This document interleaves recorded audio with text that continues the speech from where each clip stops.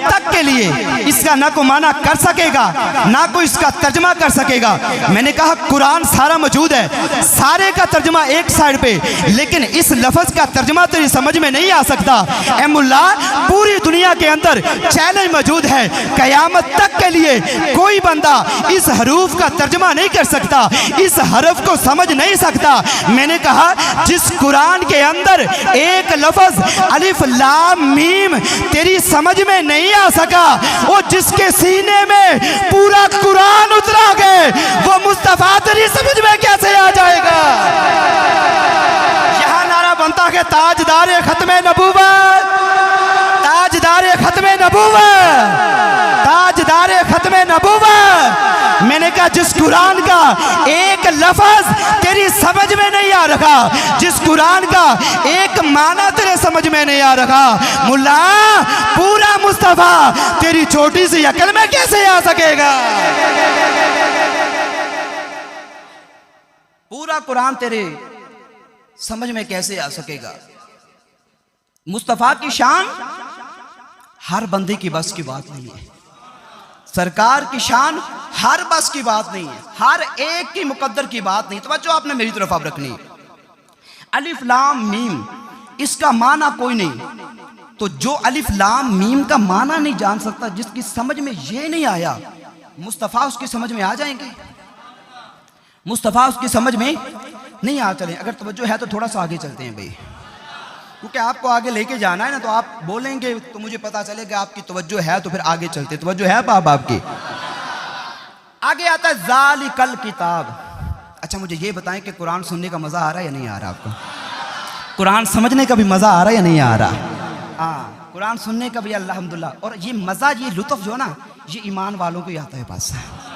बेईमान को जो बेईमान के सामने जिक्र करे, वो तो कुरान की अजमत कुरान वाले ही जानते हैं, कुरान वाले ही जानते हैं। अच्छा आगे आता ज़ालिकल किताब ला रैब फी।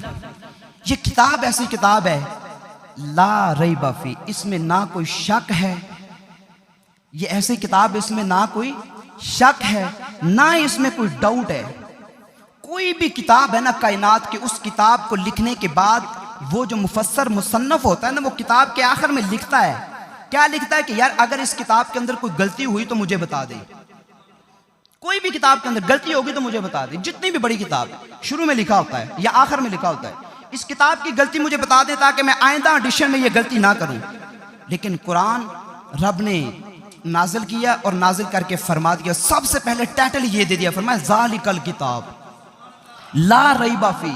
ये कुरान ऐसा है जो ला रैब है और बेमिसाल है।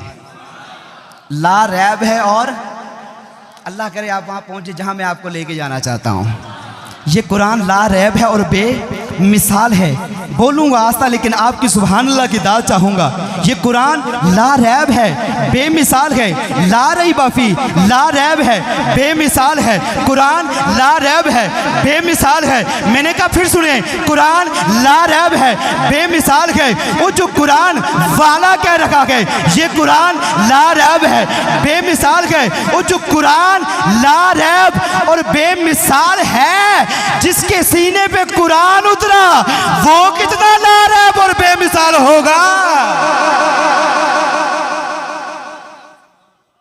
अगर ये कुरान ला रैब है, बेमिसाल है, तो जिस महबूब के सीने पे कुरान उतरा है, जिस महबूब के सीने पे कुरान उतरा है, वो महबूब कितनी शान वाला होगा, कितनी अजमत वाला होगा। ला रैब फी, अगर इसमें शक नहीं है, कुरान में शक नहीं है, तो कुरान वाले में कैसे शक हो सकता है भाई? अगर कुरान में कोई ऐब नहीं है, तो कुरान जिसके सीने पे उतरा उसमें कैसे ऐब हो सकता है? अगर ये कुरान बेमिसाल है, फिर कुरान वाले मुस्तफा भी